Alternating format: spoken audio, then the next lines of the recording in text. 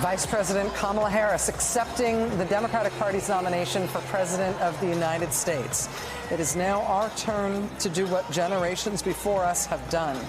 Guided by optimism and faith, to fight for this country we love, to fight for the ideals we cherish, and to uphold the awesome responsibility that comes with the greatest privilege on earth, the privilege and pride of being an American. Nicole. The speech did so many things, and I think there was some incorrect analysis out there that she somehow had to pass a commander-in-chief test. She's the sitting vice president. The Wall Street Journal reported on her vital role in helping with that hostage release. Big effort from the Biden-Harris administration. I think what she did tonight was disqualify Donald Trump from ever being the country's commander-in-chief. She said this: fellow Americans, this election is not only the most important election in our lives, it's the most important in the life of our nation. And you take her speech and you take some of these lines from former Secretary of Defense Leon Panetta, who said every president since World War II, Republican and Democrat, has shared the belief that America must protect democracy in the world. Every president has honored our veteran sacrifices, every president but one. And you add Adam Kinzinger and Congressman Ruben Gallego, and their indictments of Donald Trump's disrespect and disregard for members of the military, especially those who have been injured or died in service to the country. They were scathing. They were elevated on this biggest stage in American politics. And I think they closed the door in the minds of anyone watching on Donald Trump ever passing the commander-in-chief test again. When she said, as commander-in-chief, I will ensure America always has the strongest, most lethal fighting force in the world. I will fulfill our sacred obligation to care for our troops and their families. I will always honor and never disparage their service and their sacrifice. That is something that should not be an applause line in any speech. It should be an axiom. And yet the room erupted at that moment because of the contrast that she is drawing just by saying that with Donald Trump. Well, count me among the unsurprised. My experience listening to Kamala Harris began when tonight's host of the convention, Kerry Washington, said to me, would you like to meet the female Obama? This was in 2009, in the first months of the Obama presidency. And we went along with Reggie Hudlin, who has produced some of the films that are in this convention, to a Century City law firm, about, 20 people, listening to the San Francisco district attorney. And it's one of those moments that it's clearly a once-in-a-lifetime moment. I was sitting there realizing I am seeing the first black woman president, no question about it. And what I saw that day was what she summarized when she said what we stand for toward the end of the speech. She said what we stand for: freedom, opportunity, compassion, dignity, fairness. That was all in that room that day with about 20 people listening to her, along with her strength, her wisdom, and an ability that is describable as nothing other than star power. It's a Hollywood phrase, but it's a real thing every once in a while, where there's someone who just, has all the resume stuff, and then there's this other thing, and it's that star power. And so what I have seen when people have thought she's not as good as they expect her to be, what I was seeing was she's not in the right spot. She doesn't have her footing in a way as vice president that you get to have now as a presidential candidate. This is the person who I saw the first time I heard her speak. Let's go to Jacob Soboroff on the floor in Chicago, presumably buried under balloons, but let's see. Jacob. Pretty close, Rachel. Pretty close. The message from my vantage point, which is a pretty close one, could not have been any clearer. A harm against any one of us is a harm against all of us. Yes. Kamala Harris for the people versus the only client Donald Trump has ever had is himself. And it's pretty amazing. This is what Kamala Harris and her family are seeing right now. Take a look. And then take a look back this way. I just want to give you a look as they start to walk off the stage. Look at the Secret Service agent, by the way, literally buried in balloons. It couldn't be a more different atmosphere than we had about a month ago at the Republican convention just down Lake Michigan. It's an ecstatic environment in here. That is one very big, happy family on that stage, you guys. Alex and Joy are there on the convention floor. What are you seeing, and what has this been like? Welcome to the balloonery. Yeah, we got some. We got balloons, man. Got it. We got into it. They got into the space. How was the speech in the room? How was it? Big. Can I say, like, you guys can see the flags in New York, but the amount, we've talked a lot over the course of the last couple of days about how Democrats are trying to reclaim patriotism, and I really feel like it culminated in this night. I mean, there are these gigantic flags. There's a Chicks singing the Star Spangled Banner. There's this thesis that I think came into sort of full flower tonight with Kamala Harris making the argument that the true strength, the true integrity, the true patriotism lies in the Democratic Party. They have opened the flaps of the tent to encompass Republicans, to encompass doubters, to encompass people that felt culturally divorced from the party for decades. And here we have, I think, one of the broadest, deepest, most diverse coalitions I've ever seen. Yeah. All of them marching under the Stars and Stripes. It's really something else. This is a Democratic convention.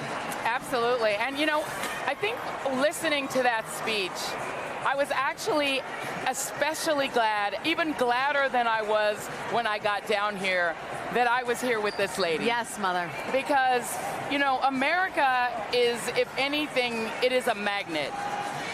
It is a magnet that no matter where you are in the world, whether you're in the Congo or in Guyana, this is a lady whose mom came all the way from Asia, all the way from Burma. From Burma. Southeast Asia, where Burma was once part of the, British India. Yeah. Where Kamala's mother was from herself. And you, Joy. We're literally like the physical, like embodiment of the ingredients that made Kamala Harris. And I love that we experience this together. Because what that magnet, the thing that draws people like my parents who came from very distant continents too, from Africa and from and from Guyana, is this idea that once you come here, what you make, what you create with the family that you develop, you make Americans. Yep. We are an embodiment of that, and Kamala Harris literally is. When I look on that stage and I see her family that are brown and that are black and that are this mix, this amazing admixture, and you look at Tim Walz's family, that is also part of the magnet. It's people from the Midwest and the Rust Belt and from California and from anywhere. But no matter where you're from, whether you're Adam Kinzinger or Nancy Pelosi, you are America. Yeah, and you're also part of the Democratic Party. Apparently. And apparently you're part of the Democratic Party. Or at least you're voting for Kamala Harris. Right, and the bottom line is what the Democratic Party has achieved is they've actually figured out a way to be an embodiment as a party of what America is supposed to be. Well done, and I think that she's embodied that tonight. Her speech gave that. She said, everywhere I go, everywhere I meet, I see a nation ready to move forward. I know our moms, wherever they are very happy. Down. I know my Asian mom, your mother are very happy, not just that Kamala Harris is the nominee, but that we get to be at this special place together. Absolutely. I picture in my mind that Philomena and Shamala are literally dancing it out right now because her mom reminds me a lot of my mom. Yeah. A lot. Even the food is similar because the Indians and the Guyanese, they both like the curry and the roti and thing. And the Burmese and the Indians. We could do a whole nother segment. We're going to do a food segment next, guys. Stop us before we go on about food. No, actually, I'm here for it, so it's fine. I've been trying to get everybody to eat jerky here the whole night, and it's not going well. So if you guys can bring something better into the mix, that'd be good. Let me ask you about one line in Vice President Harris's speech. I just want to get your take on how it resonated in the room. For us, watching this mediated through television, it seemed like it was almost a gasp and a big response from the room. She said, as part of his agenda, talking about Trump, he and his allies would limit access to birth control, ban medication abortion, enact a nationwide abortion ban with or without Congress, and get this, he plans to create a national anti-abortion coordinator and force states to report on women's miscarriages and abortions. Simply put, she said, they are out of their minds. And it felt from here huge like reaction. there was an eruption at that moment. But what was it like in Chicago? Yeah, it definitely caused a collective gasp in this arena. It was a piece of information that I don't think that I had really heard in that specificity before. Yeah. We've heard sort of, and there's been a lot of Project 2025 talk. A lot, but not with that specificity. And Yeah. they have woven reproductive choice through every, I would say, hour of this convention. But this was the first time where Kamala Harris put some detail on it in that way. And I think much like, many people watching at home, a lot of the audience in here had no idea that that is the kind of draconian level Orwellian policy that is being proposed by the future Trump administration. Well, and I'll throw in that in addition to really focusing on, it's interesting. Women were so present in this convention. In a way, they were absent in many ways in the Republican National Convention because they were really trying to avoid the whole abortion conversation. But it isn't just on reproductive rights. The idea of mom, of mommy, of motherliness really has been woven throughout this campaign.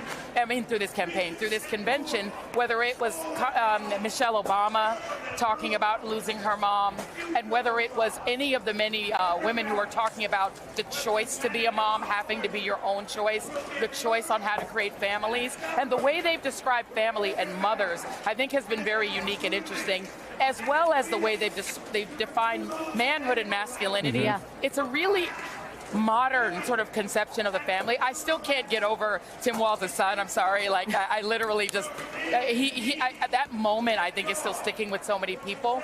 But between that moment and this night of hearing Kamala Harris and her sister Maya talk about their mom, I definitely feel like this was an embrace of motherhood by choice.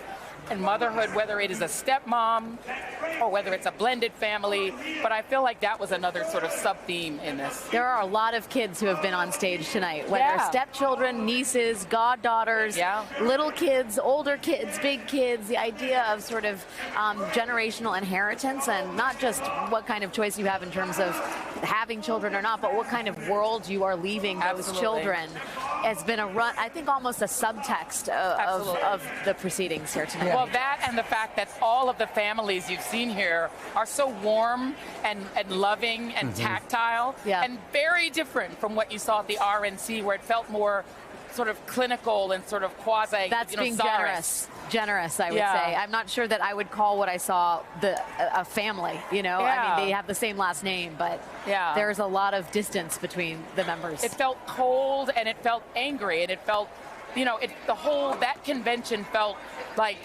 constantly just talking about threat and talking about Democrats as a threat and sort of anger and, kick out all the immigrants and deport them all now. This convention felt like a party, a family reunion.